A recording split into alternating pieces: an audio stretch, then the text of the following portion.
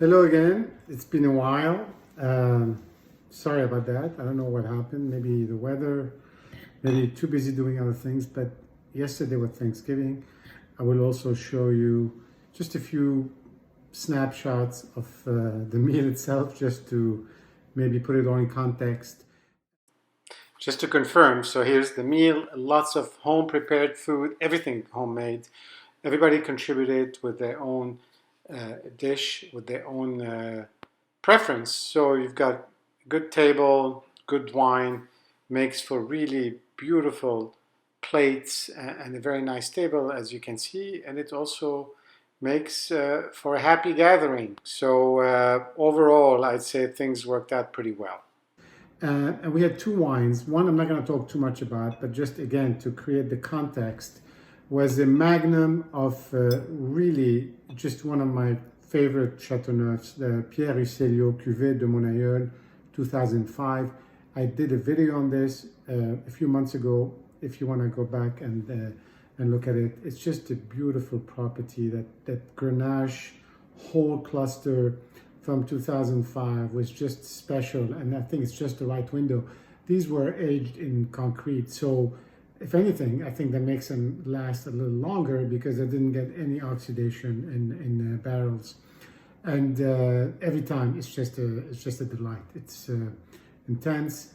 It's sort of really delicious, even when you have a family of all ages. It's got enough acidity to go with a nice meal. And Magnum is always, a good quantity. In this case, apparently it wasn't enough. So I had to scramble at the end. I guess the kids grow up and they drink more, which is terrific. So I had to scramble at the end and open something else, which we're going to talk about a little bit. And that was an Hermitage. I wanted to stay in the Rhône area by Chapoutier.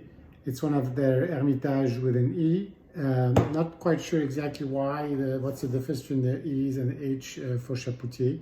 But it is probably, it's sort of the higher grade, I think, Hermitage. Anyway, it's Greffieux, which is a very specific terroir at the bottom of the hill, as we discussed on one of the videos we did on the De la Les Bessards Hermitage. So it's from the Hermitage hill at the bottom of the hill. So it's more alluvial soil. It's well drained and also well irrigated because it's at the bottom of the hill. It's a little bit flatter, and it's on different years. It can give you a sort of a different view on the year, on the vintage, because it's going to sometimes benefit if it's a little bit warmer down there, or if there's a little bit less water in the hill. You're going to have a different kind of maturity profile, and I think such was the case in 2008, which in and by itself was not a notable year, other than the differences in the heat and the dryness, so to speak. Anyway, my regret is I opened it a little bit late in the game. It didn't really have time to air out, but I managed to barely save a little bit here to share with you and enjoy it the next day to see how it really would develop. But still, it was really quite something yesterday, with its typical Syrah sort of a little bit of this sort of seriousness, but also intensity. And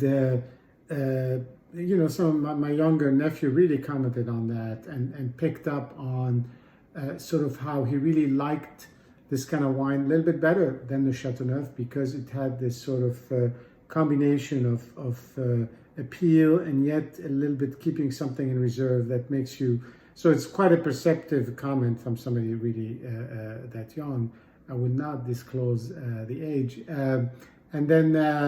But so that was really encouraging, and I was happy I opened it and there were people to enjoy it. Let's see what we have here.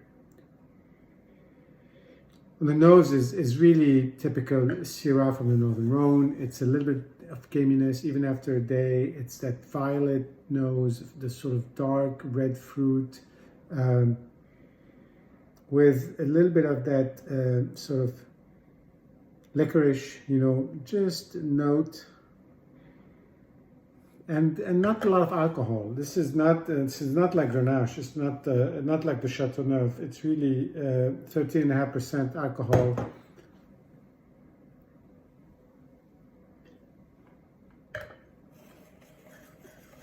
The palate, the ground pepper really comes through. It's very strong today, without being a turn off. It's almost like sometimes you have this sort of dark chocolate with pepper in it. I mean, that's kind of this sort of envelope. You know, the pepper is enveloped in sort of chocolate or in something sweet but a little bit tart. It really works very well here. It's very expressive. So again, it did benefit from where it is on the hill for that here. It has a nice finish that's very soft. So not a tannic, not an acidic finish. It's soft. It's really enjoyable. It's really a sort of a kind of a fine and subtle Hermitage, which I know is not necessarily what these terroirs are known for, but this, on that particular year, Chapoutier, who's really one of the big Hermitage, probably the biggest Hermitage producer, lots of labels, lots of terroir, lots of blends, has managed really a very sophisticated, very fine wine on that year, and we were happy to be able to enjoy it. See you soon.